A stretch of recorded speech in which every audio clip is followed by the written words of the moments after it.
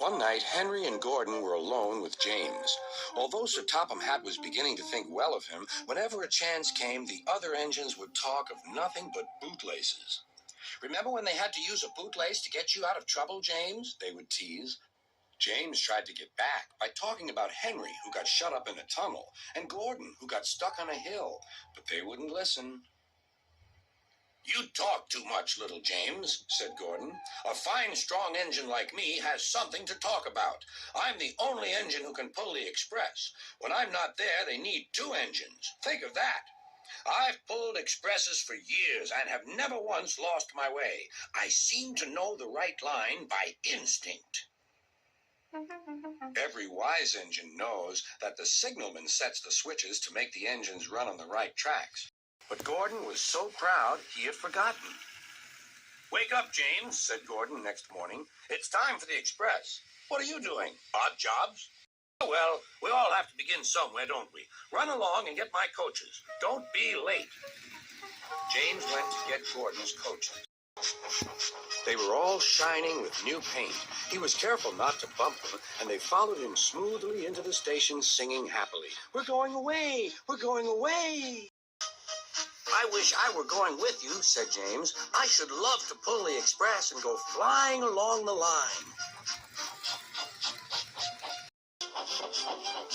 Gordon, with much noise and blowing of steam, got ready to back onto the train.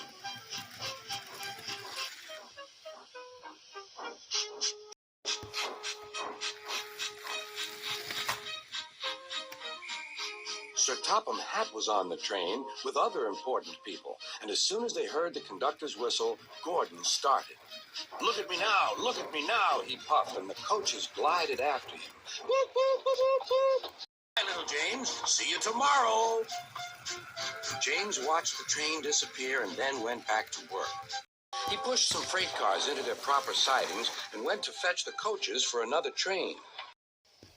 James had just brought the coaches to the platform when he heard a mournful noise. There was Gordon trying to sneak into the station without being noticed. "Hello, Gordon. Is it tomorrow?"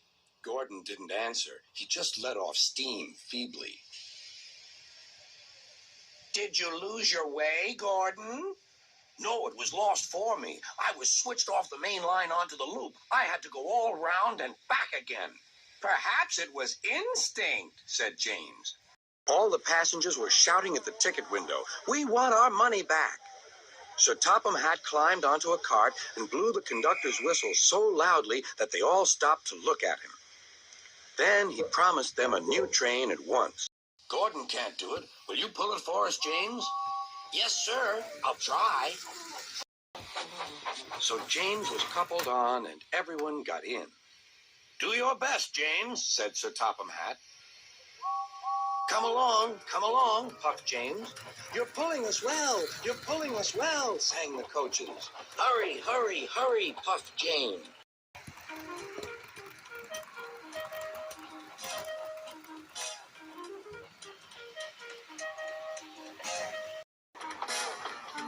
Bridges and stations flashed by. The passengers cheered. Soon reached the station. Everyone said thank you to James, and Sir Topham Hatt was very impressed. Well done. Would you like to pull the express sometimes? Yes, please, answered James. Next day, when James came by, Gordon was pushing freight cars. I like some quiet work for a change, he said. I'm teaching these cars manners. You did well with those coaches, I hear. Good, we'll show them. And he gave his cars a bump. James and Gordon are now good friends. James sometimes takes the express to give Gordon a rest. Gordon never talks about bootlaces, and they're both quite agreed on the subject of freight cars.